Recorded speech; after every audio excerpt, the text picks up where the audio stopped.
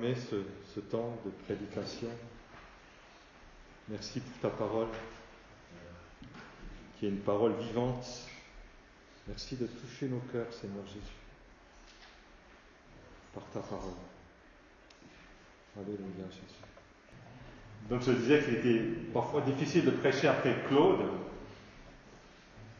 Un si bon message. Et le titre de sa prédication, « Vivre le temple du Dieu vivant », colle bien avec ce que je souhaitais vous partager ce matin. Son message concernait ce qui était visible, les choses très pratiques dans notre fonctionnement d'église. Je vais de nouveau vous parler du temple et aborder l'aspect invisible, caché, qu'on ne voit pas ou qu'on ne maîtrise pas, peut-être pas, la partie cachée de l'iceberg.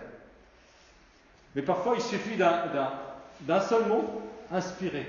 Dis une seule parole, Seigneur, et je serai sauvé. Dimanche dernier, j'ai été interpellé par le témoignage de cet homme en V et la corde à 3 fils qui ne rompt pas facilement. Ce qui compte ce matin, c'est cette parole que le Dieu va déposer dans notre cœur à chacun. Et ça, ce n'est pas visible. Alors, quelle est la différence entre ce qui frappe le regard et ce qu'on ne voit pas? Pour illustrer, je vais devoir vous parler d'apiculture. La partie visible, c'est l'abeille, évidemment. Puis la ruche. Puis on va parler de modèles de ruche. On va parler de l'activité de l'abeille sur le... Voilà, ça fait rien. On va voir quand même. Hein. L'activité de l'abeille sur la planche d'envol, le volume de l'essaim, les os. En ouvrant, on va prendre les cadres romains et puis on va voir le couvain, le pollen, les réserves. Puis on va parler de récolte. Combien tu as fait de miel cette année? Mais il y a une partie invisible, essentielle, dans la ruche. Sans elle, il n'y a pas de communication, ni de fonctionnement. Peut-être même pas de vie. Ce sont les odeurs, les phéromones. D'ailleurs, c'est le langage des insectes. Des phéromones royales. Sentir la présence de la reine. Comme nous, hein. On a besoin de sentir la présence et l'odeur de Christ. Bon, bien sûr, il y a des choses qu'on ne voit pas parce qu'il faut un microscope pour voir. Je parle bien des odeurs. Hein. Les odeurs, les phéromones de butinage, les phéromones d'alarme, d'attaque, de marquage, de rappel. Selon certains chercheurs, et ça c'est tout nouveau, rien que la tête de l'abeille serait une source de pas moins d'une 30aine de phéromones. Là, on rentre dans une dimension de l'infini de Dieu. Un Dieu créateur qui a créé les odeurs pour les insectes pour qu'ils puissent se reconnaître. Alors c'est pareil pour l'Église. Connaissons-nous l'importance des parfums selon la Bible? Toute la Bible nous parle de parfums. Elle nous présente 2 sortes de parfums. L'un agréable et l'autre non agréable. Celui de la vie et celui de la mort. Et la prière est un exemple de parfum qui monte vers l'Éternel. Alors, je vais revenir un tout petit peu vers mon dernier message sur le temple et l'autel de parfum. On va voir là sur l'image qui va venir. Voilà, merci. On commence par l'autel des holocaustes. L'autel de l'Holocauste représente le sacrifice de Jésus à la croix. Tout a été accompli. Il a donné sa vie pour moi, pour toi. Et c'est tout de suite à l'entrée. C'est un passage obligé. Si tu veux t'approcher du Dieu vivant, c'est à la croix qu'il faut venir. Il faut passer par la croix. D'ailleurs, tout au long de notre marche chrétienne. Après, il y a la cuve des reins.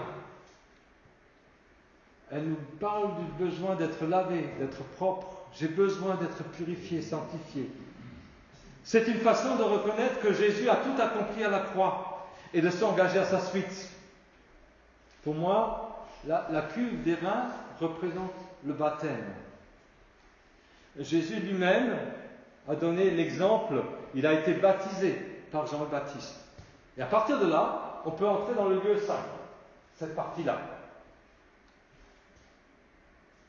On entre dans sa présence. Ça caractérise la nouvelle naissance.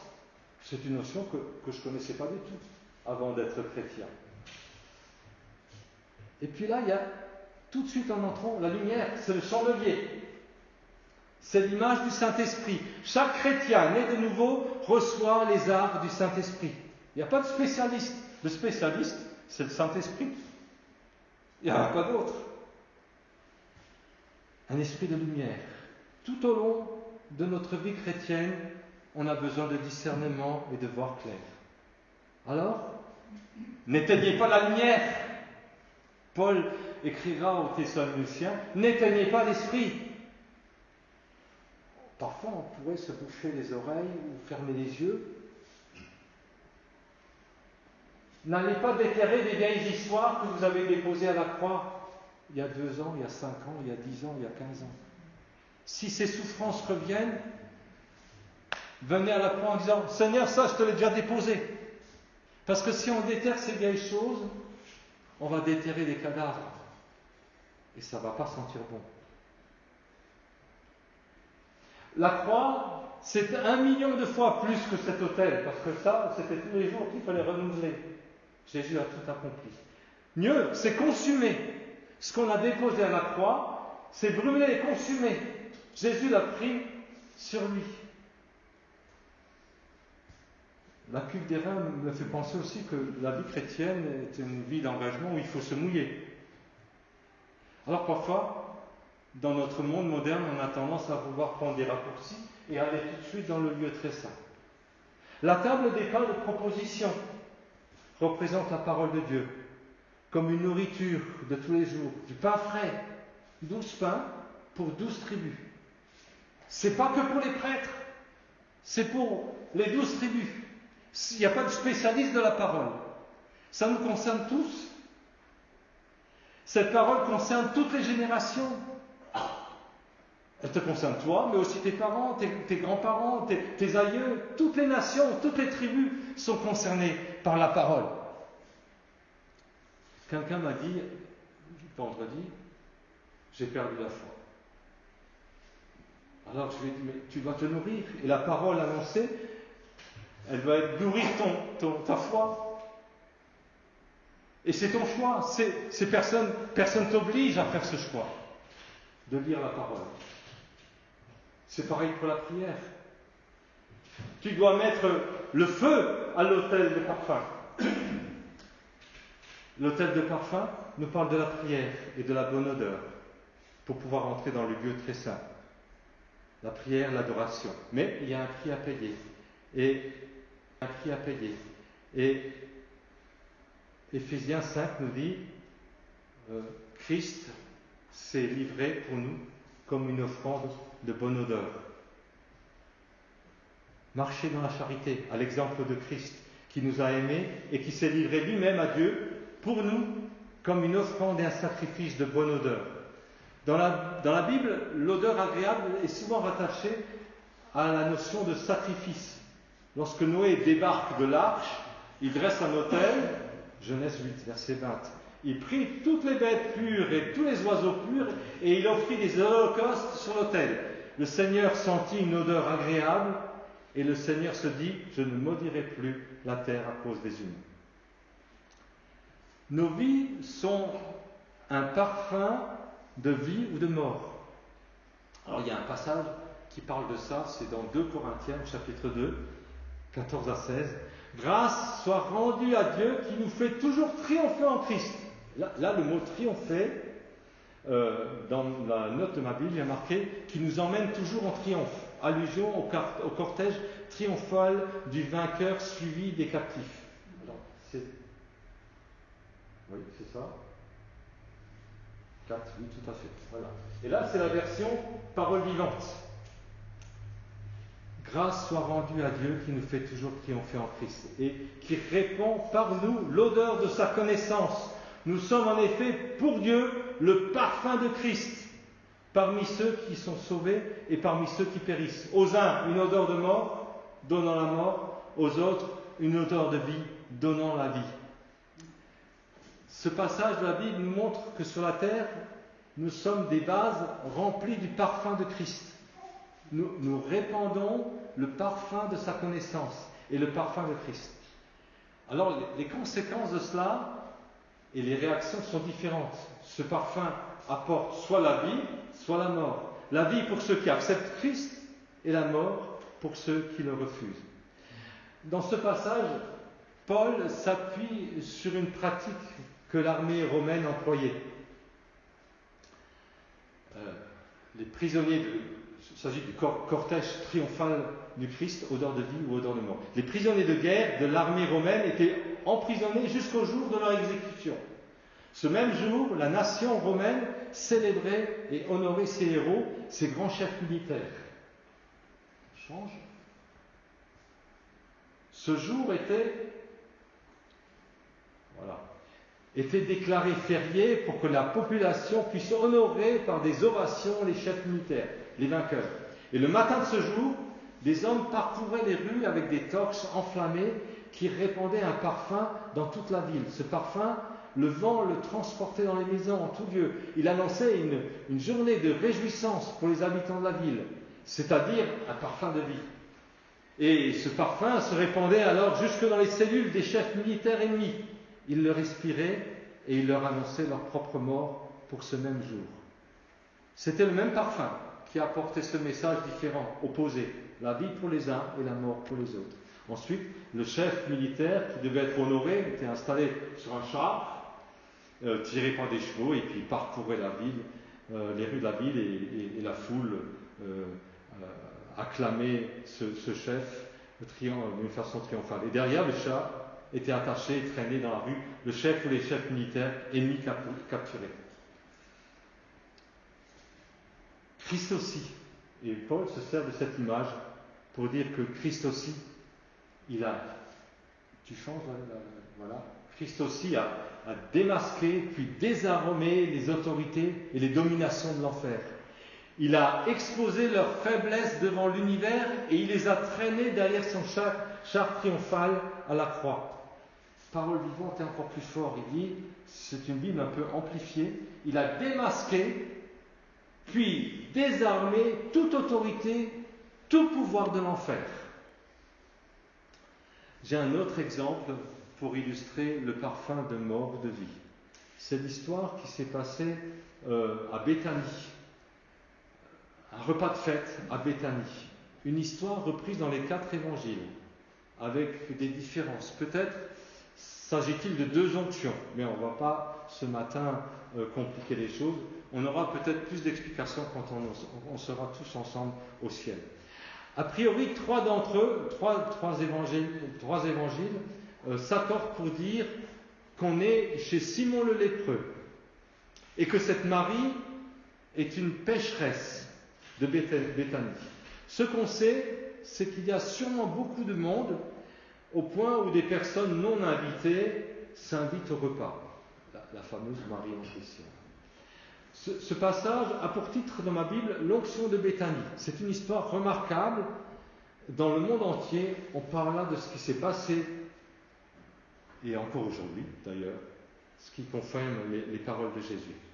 D'après Jean, cette affaire s'est déroulée après la résurrection de Lazare. Et il était présent avec ses sœurs. 6 jours avant la Pâque. 6 jours avant la crucifixion. Je vais passer à la suivante. Voilà, donc ça c'était la parole vivante. On peut continuer.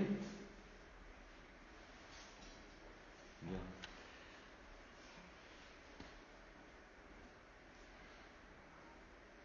Donc, 6 jours avant la crucifixion, c'est évident que beaucoup de personnes s'étaient déplacées pour voir et entendre Jésus, mais aussi pour voir Lazare, le ressuscité. Et en plus, il y avait la guérison de Simon, le pharisien lépreux, des événements qui ont fait beaucoup de bruit dans le pays. Alors d'abord une odeur de mort Rappelez-vous la réflexion de Marthe à propos de son frère Lazare. Seigneur, il sent déjà, c'est le 4e jour.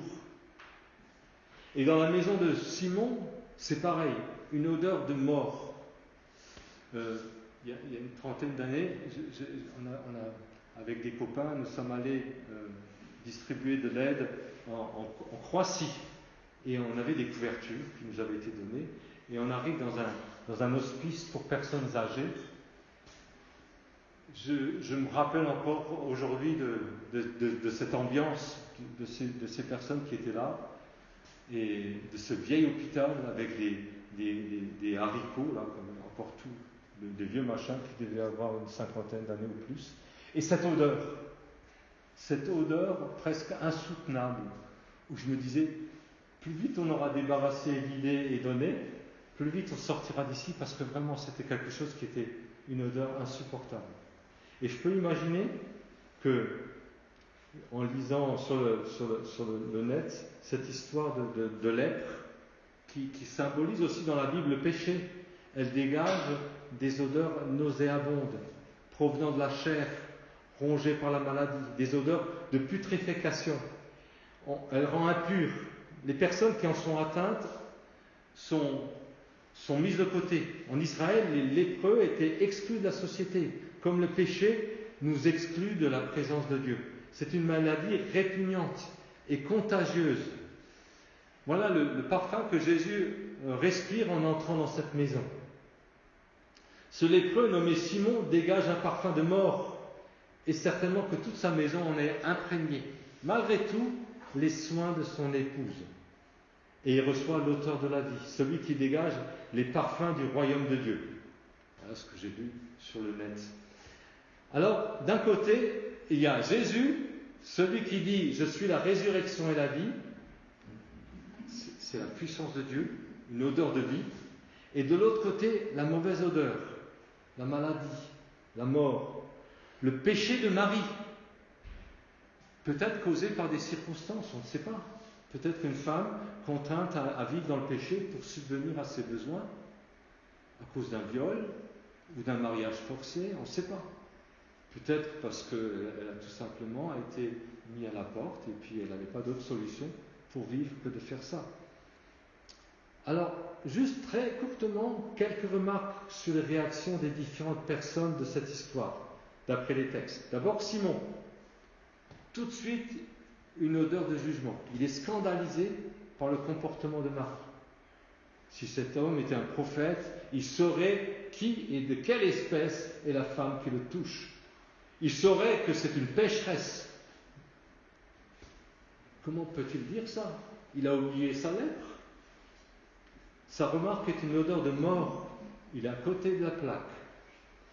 Aussi, l'indignation des disciples. Pendant qu'il était à table, elle répandit le parfum.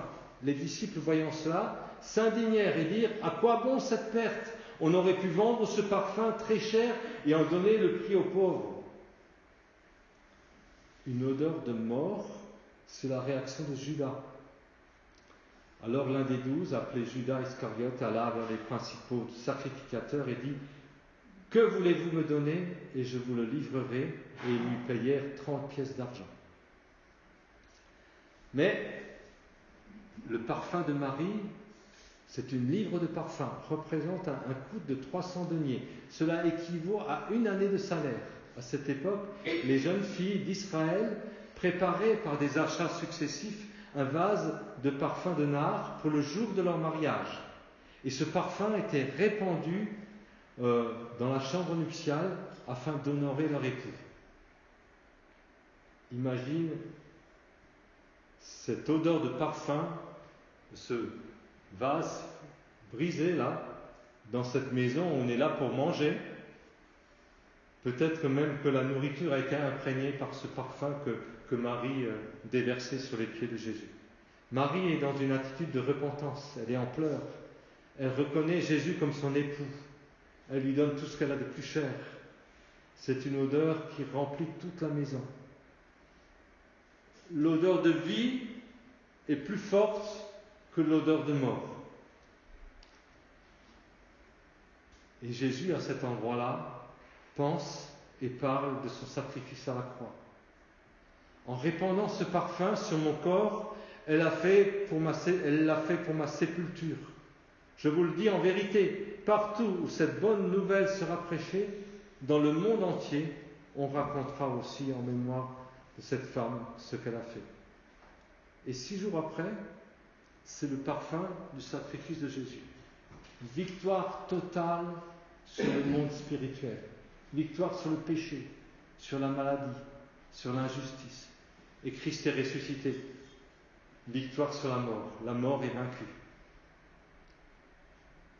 Alors, dans notre marche de tous les jours, dans les épreuves, dans les combats spirituels, nous sommes invités à faire comme Marie. À genoux, revenir à la croix et dire « Je te donne ma vie ». C'est une attitude d'adoration, d'humilité, de renoncement et un esprit de prière. Je crois que le bon parfum, c'est la prière. Et le parfum représente la prière. Très bon ? Merci. Super. Voilà. Des versets qui sont repris dans l'Apocalypse. Quand il eut pris le livre, les 4 êtres vivants et les 24 vieillards se prosternèrent devant l'agneau, tenant chacun une harpe et des coupes d'or remplies de parfums, qui sont les prières des saints. Apocalypse 8.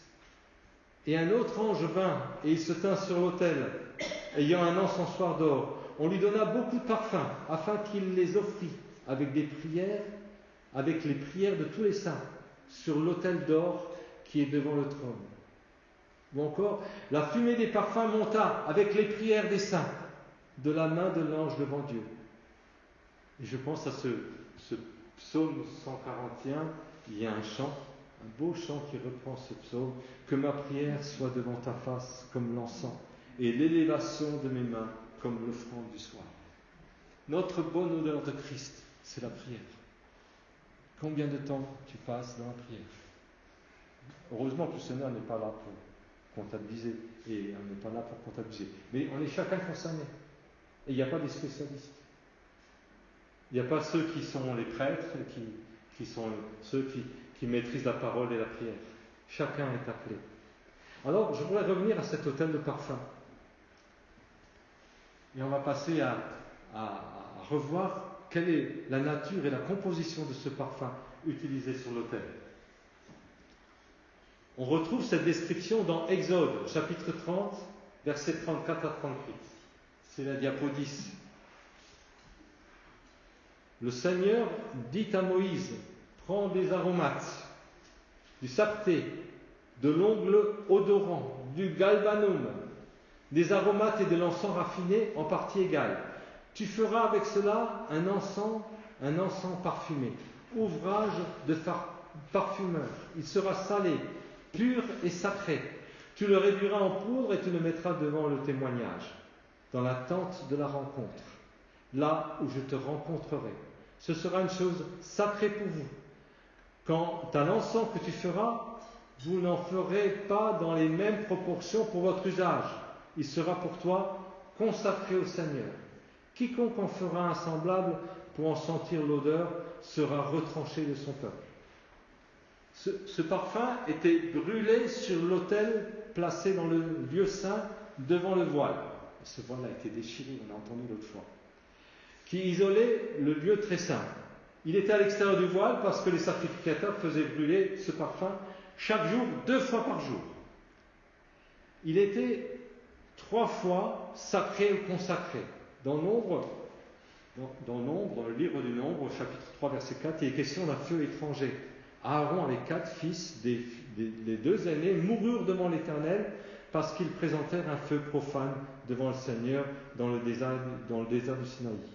Attention de ne pas faire n'importe quoi. Il sera salé, pur et sacré. Ce parfum nous parle ici du chrétien. On peut continuer? Oui, super. Celle qui a de la saveur. Le chrétien qui a été lavé et purifié grâce au sacrifice de Jésus est sacré, mis à part pour servir Jésus. Salé, pur et sacré nous parle aussi de la prière. Alors, ce parfum sur l'autel symbolise la prière. Plusieurs éléments, la même quantité. Il y a là une notion d'équilibre de Dieu. Notre prière aussi a besoin d'être équilibrée. La prière nous encourage, la Bible nous encourage à prier avec intelligence. Et alors, ce passage de 1 Chronique nous dit, tu le mettras devant le témoignage, dans la tente de la rencontre.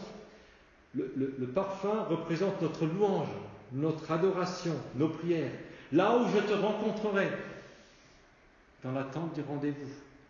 Là où je me rendrai pour toi, écrit Choaki, dans la Bible du rabbinat, c'est là où je communiquerai avec toi.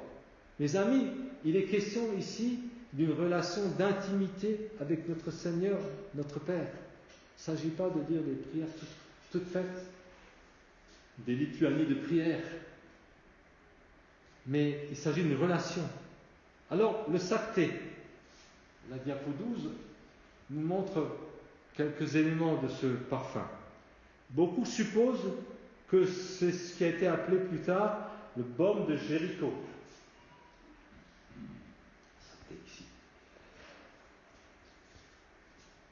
Ce produit serait d'origine végétale. Certains pensent qu'il s'agit de la résine de styrax, qui a l'odeur de la vanille. La sève coule spontanément du tronc. On pourrait parler à cet endroit de la prière spontanée.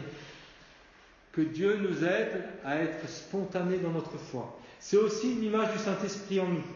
Le styrax pousse sur les monts Galaad. Galaad signifie abondance.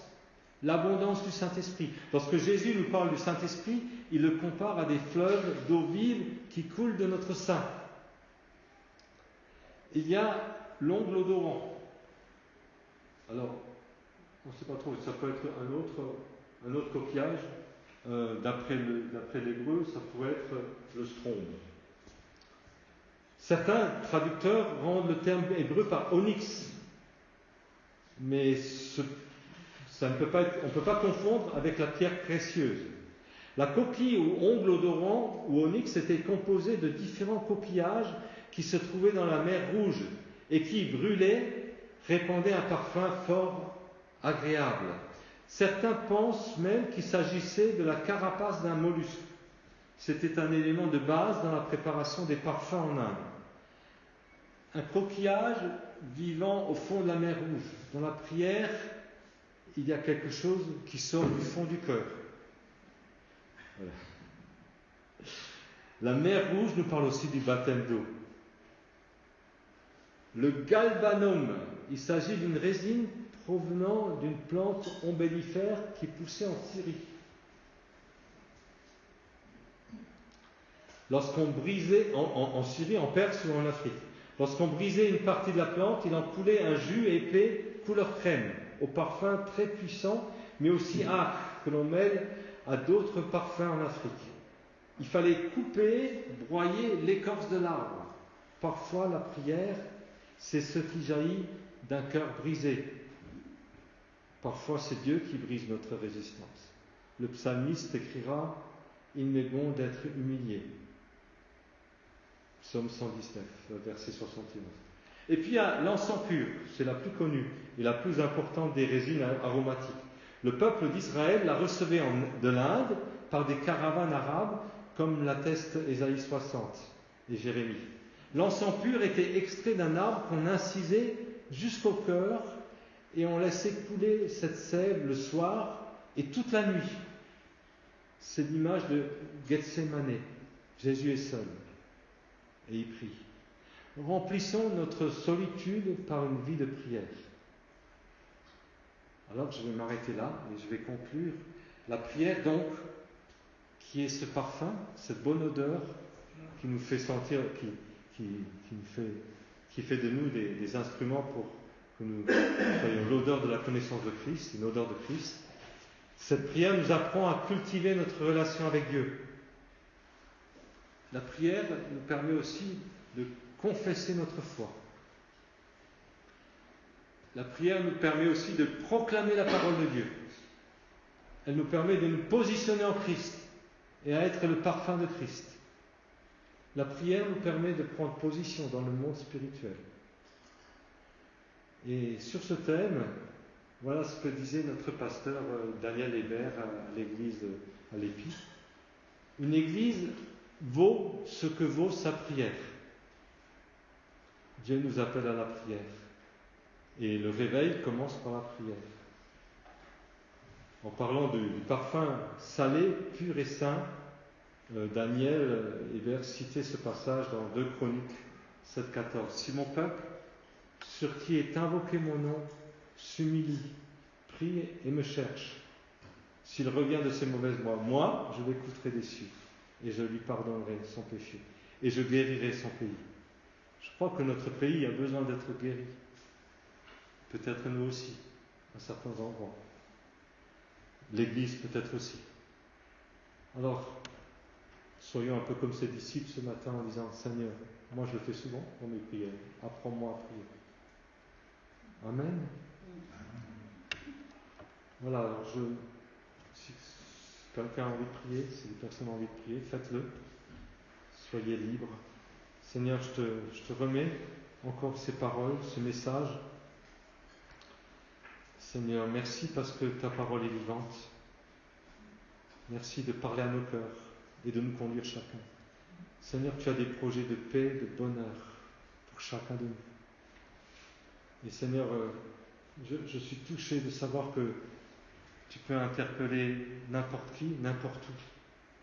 Tu l'as fait pour ce juif qui marchait sur un trottoir à New York et qui est devenu un chrétien formidable. Tu l'as fait pour ce musulman qui s'est converti à la Mecque, Seigneur, et qui t'a rencontré. Tu l'as fait pour ce petit Samuel Kobo qui, Seigneur, alors qu'il ne te connaissait pas, tu l'as sauvé et délivré.